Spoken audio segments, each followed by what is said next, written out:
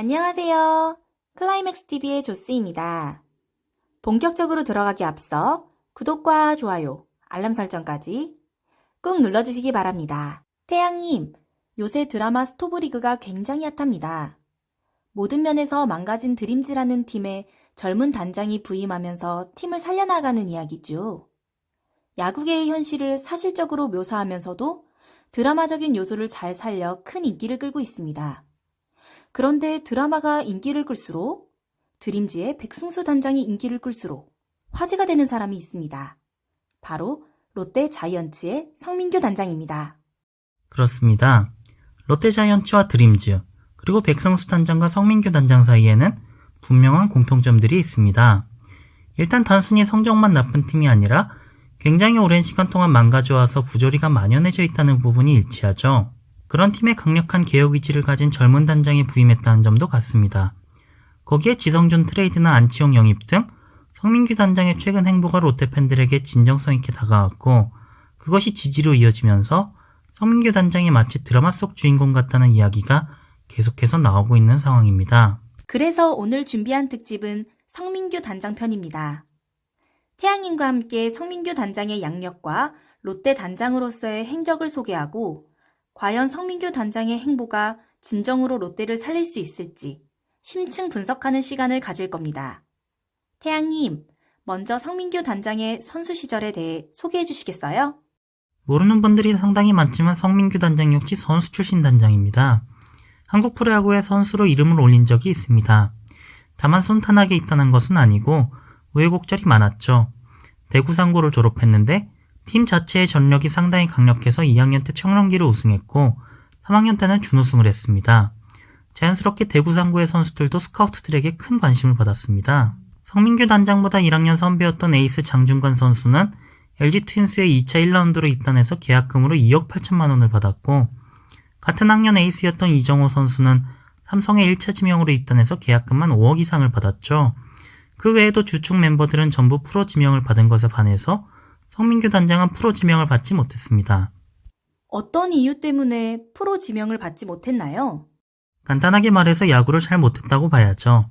실제로 고교 3학년 때 기록한 타율도 2할 5푼 9리였는데 이 정도면 프로 진입이 불가능한 수준입니다. 이후 홍익대학교에 진학해서 야구를 계속했지만 실력은 제자리 걸음에 그쳤고 결국 야구를 그만두게 됩니다. 그리고 뉴질랜드의 유니텍 공과대학으로 유학을 가서 스포츠 경영학을 공부하죠.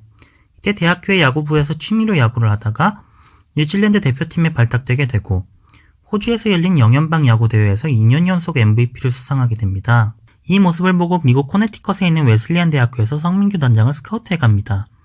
웨슬리안 대학교에서는 마무리 투수로 뛰었는데 여기서 1승 2패 9세이브로 실적을 내면서 네브라스카 대학 오마하 캠퍼스, 속칭 UNO의 운동선수 장학생 자격으로 편입을 하게 됩니다. 이 시기부터 본격적으로 프로 입단을 목표로 했다고 볼 수 있는데 웨슬리안 대학교는 NCAA 디비전 3 소속이라 장학금 혜택이 없고 수준이 낮습니다.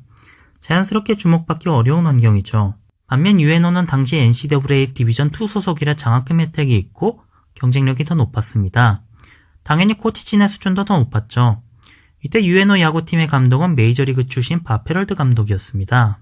밥 헤럴드 감독은 캔자스시티 산하 싱그레이 감독을 여러 해 맡은 적 있는 베테랑 감독이었는데 그 시절 밥 헤럴드 감독이 마이너에서 키워낸 최고의 역작은 카를로스 벨트란이 있었습니다.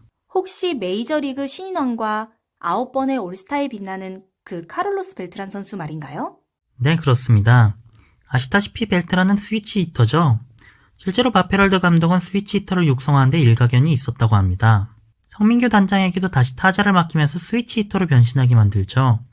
이때 3할 2푼 8리의 타율에 4할 4푼 1리의 출루율, 20개의 도루를 기록하는데 한국인 스위치 히터가 미국 대학리그에서 좋은 활약을 펼치고 있다는 소문이 금방 한국까지 퍼지게 됩니다. 그리고 2007년 신인 드래프트에서 기아 타이거즈가 2차 4라운드에 성민규 단장을 지명하게 됩니다.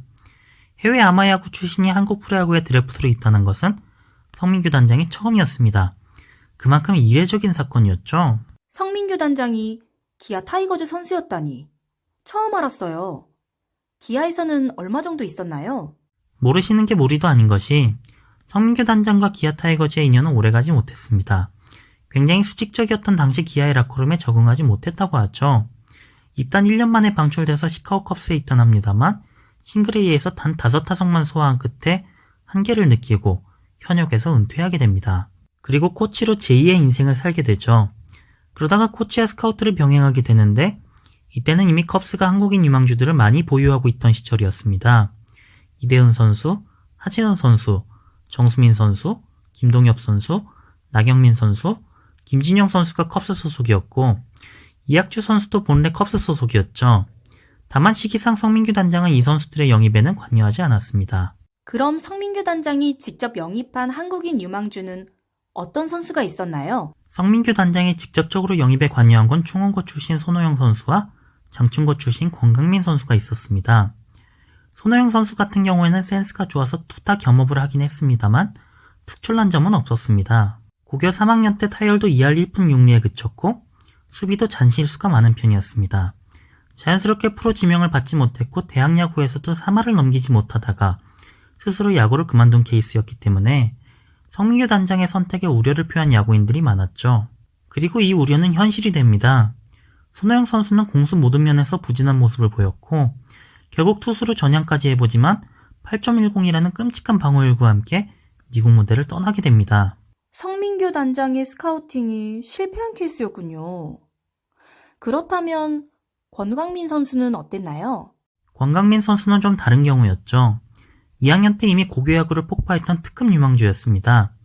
4할 6푼 5리의 타율에 발도 빠르고 삼진이 제로였을 정도로 선구안도 좋았죠. 당시 한국 프로야구의 10개 구단 모두가 권강민 선수를 주목했습니다. 최상위 지명은 확실했고 유일한 관건은 한국 프로야구에 입성하느냐 아니면 미국 무대를 노리는 애였죠. 그런데 3학년 때 변수가 생깁니다. 1루수에서 외야수로 포지션을 변경하면서 타율이 급락한 거죠. 외야 수비와 어깨는 좋은 평가를 받았지만 타율이 2할 4푼 6리에 그친 겁니다. 삼진도 급증했고요. 이때 스카우트들 사이에서는 의견이 분분했습니다. 포지션을 변경하는 과정에서 생긴 일시적인 부진이라는 시선과 타격 메커니즘이 잘못되어서 고치기 어렵다는 시선이 공존했습니다. 성민규 단장은 전자의 입장이었습니다.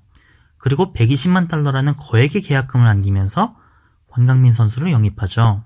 아마추어 선수에게 120만 달러라면 어느 정도 기대치를 가지고 영입했다고 봐야 할까요? 일단 메이저리그 신인 드래프트로 치면 2라운더에게 주는 수준의 금액이고요. 역대 한국인 아마추어 선수 중에서는 권강민 선수보다 높은 금액을 받은 타자가 없습니다. 그나마 137만 달러를 받은 추신수 선수가 있지만 추신수 선수는 입단 당시만 해도 투수였죠.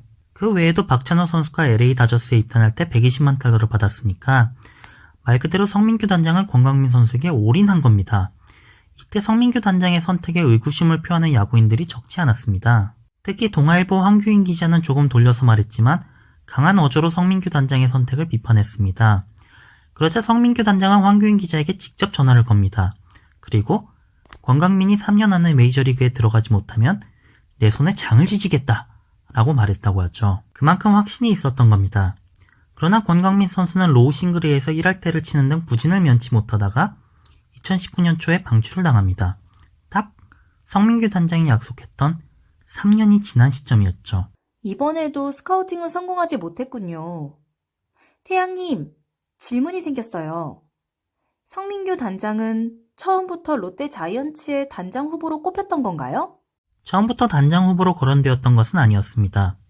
롯데 측에서 한국의 1세대 세이버 매트리션을 자처하는 기자에게 먼저 제의를 했다가 해당 기자가 고사하는 대신 성민규 단장을 추천하면서 롯데 단장에 부임하게 된 것이었습니다. 확실한 것은 성민규 단장이 해당 기자보다는 훨씬 더 좋은 선택지였다고 봐야 합니다. 그런 비하인드 스토리가 있었군요. 코치나 스카우트로서 실적이 뛰어난 편은 아닌데 성민규 단장이 단장으로서 가지고 있는 메리트는 무엇이 있을까요? 말씀하셨던 것처럼 객관적으로 성민규 단장의 선수 시절이나 코치 시절, 스카우트 시절의 커리어를 성공적이었다고 평가하기는 어렵습니다. 그러나 롯데가 성민규 단장을 영입한 이유가 그가 좋은 선수였거나 좋은 코치이거나 명스카우트였기 때문이었던 것은 아닙니다. 롯데가 성민규 단장을 선택한 이유는 메이저리그에서도 가장 혁신적이고 선진적이었던 시스템을 구축한 테오 앱스타인 사장의 혁명을 가장 가까운 곳에서 지켜본 한국인일 뿐만 아니라 테오가 망가진 팀을 우승팀으로 올려놓는 프레세스의 원천이 무엇인지 테오 그 자신에게 직접 사사받은 유일한 한국인이라는 점입니다. 이 점은 그 어떤 야구인도 따라잡을 수 없는 성민규 단장만의 유니크한 장점이죠. 정리하자면 코치 시절이나 스카우트 시절의 실적은 단장으로서의 그를 평가하는데 아무 영향을 미칠 수 없습니다. 실제로 성민규 단장은 롯데 단장 부임 이후 지금까지만 놓고 평가하면 100점 만점에 가까운 행보를 보여주고 있죠. 드라마 속 드림즈의 백승수 단장과 닮은 점도 결국 단장 일을 잘하고 강한 추진력과 실행력을 가졌다는 점일 테고요. 오늘은 시간 관계상 여기서 마쳐야 할 것 같습니다. 한창 재밌는 부분에서 끊어주셨네요. 2부에서는 어떤 이야기를 하실 예정인가요? 2부가 본격적으로 중요한 내용이죠. 성민규 단장의 롯데 부임 이후의 행적을 분석해 볼 겁니다. 성민규 단장의 혁신을 기대하는 롯데 자이언츠 팬들이라면 꼭 봐야 할 내용들이 많겠네요. 시청자 여러분, 많이 기대해주세요. 오늘 준비한 소식은 여기까지입니다. 재미있게 보셨다면 구독과 좋아요, 알람 설정까지 꾹 눌러주시고요. 지금까지 클라이맥스 TV의 조스였습니다. 2부에서 만나요. 안녕!